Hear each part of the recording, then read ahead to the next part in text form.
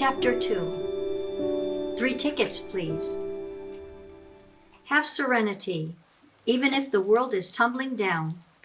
God our Lord is with you, so don't fear anything but sin. From Mother Luisita's letter to Mother Elena, 1934.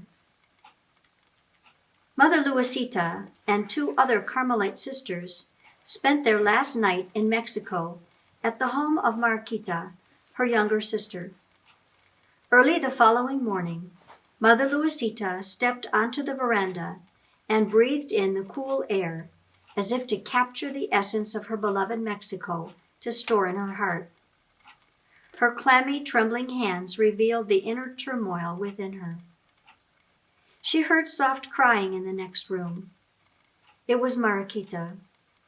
Mother Luisita opened her arms wide and embraced her. Hush, Mariquita, hush now. Everything will turn out all right, you'll see.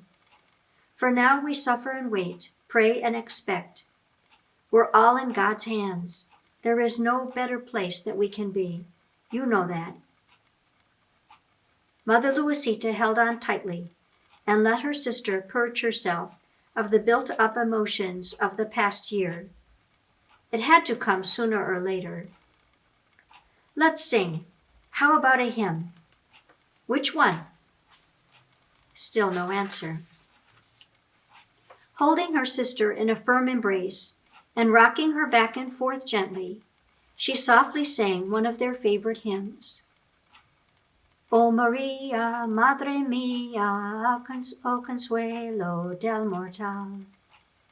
She sang all 6 verses. Rather, she prayed it. When she felt Mariquita's body finally begin to relax, Mother Luisita whispered in her ear, Mariquita, every morning and night, remember to consecrate your family to the Sacred Heart of Jesus. As the hymn says, our Blessed Mother will conquer Satan. She will, Mariquita, she will. Peace, God is with us. The blood, the screams, Luisita, the screams, will they ever stop? Only God knows, Mariquita, only God knows, she sighed and pulled out her small, worn rosary. Holding it up, she said, this is our weapon. Her sister finally stopped crying. Mother Luisita continued, Mariquita, I'd like to meet everyone in the dining room in about a half an hour. I'm almost finished packing. I'd like to be alone for a while. Mariquita nodded. She understood Luisita's need to be alone. Everyone in the De La Peña family respected Luisita's deeply interior temperament. Mariquita had watched Luisita's life unfold for many years now, and she admired and respected her older sister's path, an obedient and rugged way of life marked by humble service to the less fortunate. Thank you, Mariquita. She added the traditional Carmelite words of greeting, may God reward you, and walked back to the bedroom. Placing her suitcase on the bed, she checked it a final time. O Maria, Madre mia, is a much-loved traditional Mexican hymn to our Blessed Mother. How I wish Father Pedrito were here to advise me. Father Pedro Harris of St. Elias, OCD, was the Carmelite priest who had taken her new community under his wing and provided support and spiritual direction. He was from the Catalonia province of the Discalced Carmelites in Spain and was authorized to establish new Carmelite communities in Arizona and Mexico, and to oversee all the Carmelite communities in Mexico. Father Pedro was a guardian angel to Mother Luisita. Caught in Mexico's socio-political religious persecution of Catholics, Mother Luisita and her 55 Carmelite sisters were quietly and steadfastly defying the unjust laws of President Plutarco Elias Calles. The sisters' daily work was plagued by the need to be watchful, lest they be caught by federal soldiers. So what if their newly opened schools and orphanages had been closed, and the hospital was now a federal army hospital? They simply used their common sense and formed an underground network that sprang up overnight. Classes were now held in stables, in fields, and in private homes. Mother Luisita began her community in Atotonilco on December 24, 1904, and Father Pedro, vicar provincial of the Catalonian Carmelites, who was in Jalisco in 1905, helped her with wise and prudent spiritual direction. In 1920, he was instrumental in providing the Carmelite formation of the new community. During the persecution, while Mother Luisita was in California, Father Pedro was in Washington, D.C., and in Arizona. Through his letters, he helped her to maintain the Carmelite charism of the exiled community in the United States, as well as the community members who remained in Mexico. After returning to Spain, he died a martyr on November 11, 1936, at the height of the Spanish Civil War.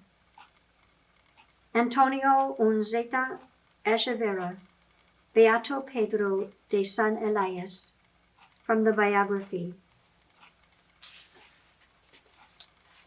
Mother Luisita's new religious congregation, the Carmelite Sisters of the Third Order of Guadalajara, had been officially approved by the Catholic Church only 6 years earlier. And as foundress of the newly formed community, she took to heart her responsibility to keep them safe. She continued checking her suitcase. Everything has to be in here. If anything is left behind, that's where it will have to stay. I don't know how long I'll be gone. Like an unbridled horse, her mind raced into the future, her thoughts galloping one after the other as she went through the items in her suitcase. Will I ever come back? How safe will the other sisters be while I am gone?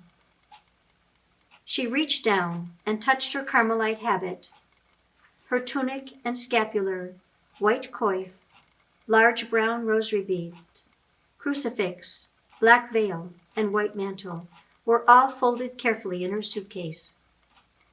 Yes, everything is here. She closed the suitcase.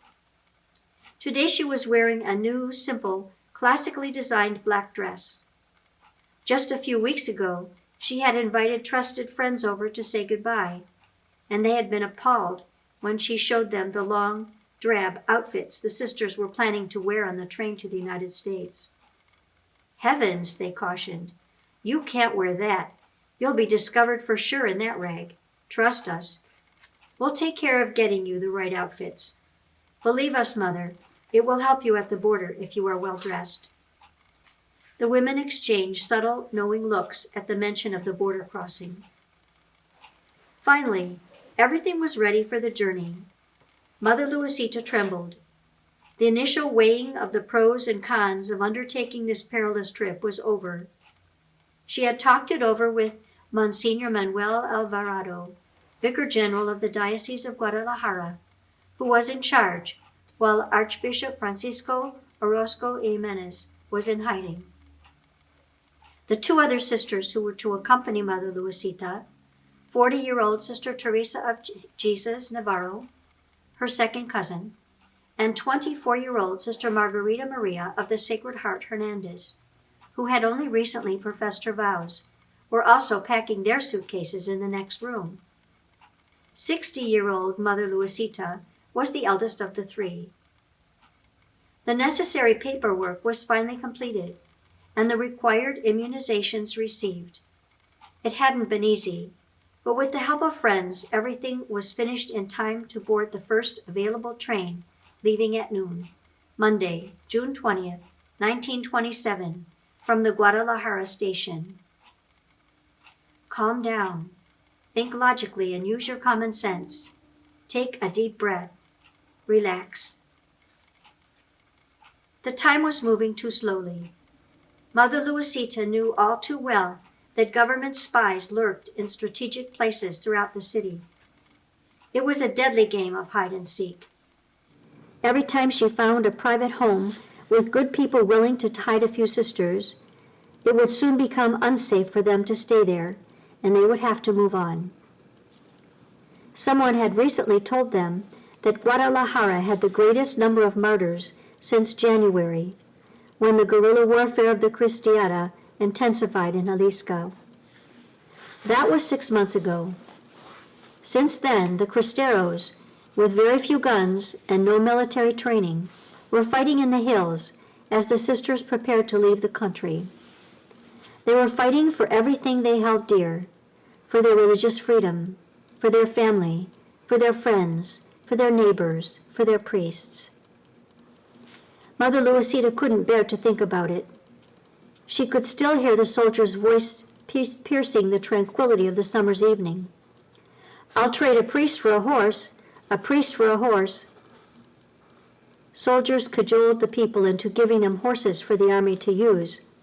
For every horse the soldiers received, one of the priests who had been arrested, beaten, and tortured was handed back in exchange. A priest for a horse. Yes, it's time to flee from this place. Someone knocked on the door. "Tia, may I come in for a minute?" Mother Luisita looked up. Her nephew and godson, Jose, was standing in the doorway. "Come in, Jose." Jose Arambula was Mariquita's son. "Tia, do you have your tickets?" She reached for the envelope and held it up. He continued, "Great.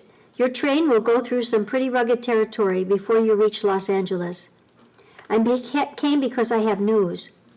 The wash overflowed at the site of the first tunnel in Las Barracas. The whole tunnel has caved in. It's impassable now, so you and the other sisters will have to transfer to another train there. I'm going with you to see you all safely aboard the second train. It's not right to send you off unaccompanied. Times are dangerous, Tia." She nodded. "Are you coming to our final meeting in your dining room in a few minutes?" "Sure, I'll be there." He wanted to say more, but sensed his aunt wanted privacy during these last hours, and he left the room.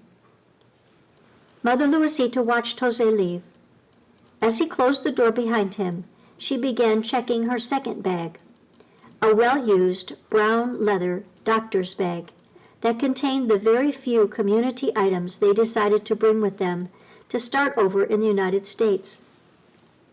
It had belonged to Dr. Pascual Rojas, her husband, who had died more than 30 years ago in Guadalajara. Inside this bag was a secret. Mother Luisita was the only one who knew that.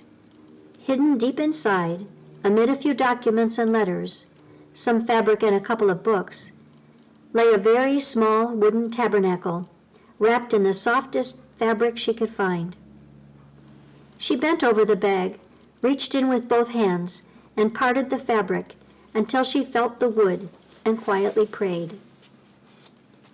"My Jesus, we carry this tabernacle to California.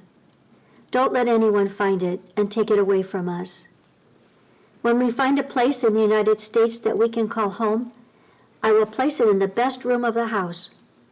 Then we will open wide its doors as an invitation to you, my Lord, to come and dwell in it. And we will create a little chapel for you. We will sing your praises and ask forgiveness for the cruelty taking place, and intercede for your ravaged people who are at the limit of their endurance. Above all, we will make reparation for the blasphemy and sacrileges against you, my Lord and my God." Mother Luisita brought a tabernacle to each of her new foundations, but for almost a year now, all the tabernacles within the Catholic churches throughout Mexico were empty. The doors of the churches were locked. President Calles enacted his anti-clerical laws on July 31st, 1926.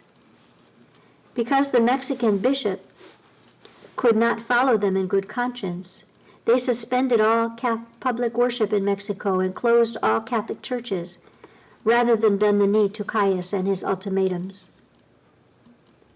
Mother Luisita's eyes revealed no self-pity. They showed no anger, or desire for revenge, no depression or melancholy. Her eyes were determined and steady. It was this quiet steadfastness that garnered the reverent respect of the people who knew her. She was a leader now, though not a flamboyant, dynamic one. Rather, she was a quiet light, piercing through the darkness, with an inviting sweetness that drew people to her with confidence. She closed her eyes. "Help me to be strong, Lord." Sister Margarita Maria came from the next room. "Mother, I finished packing. May I help you?" "Thank you, but no. I'm all right. I just finished." But to herself, "We must move quickly."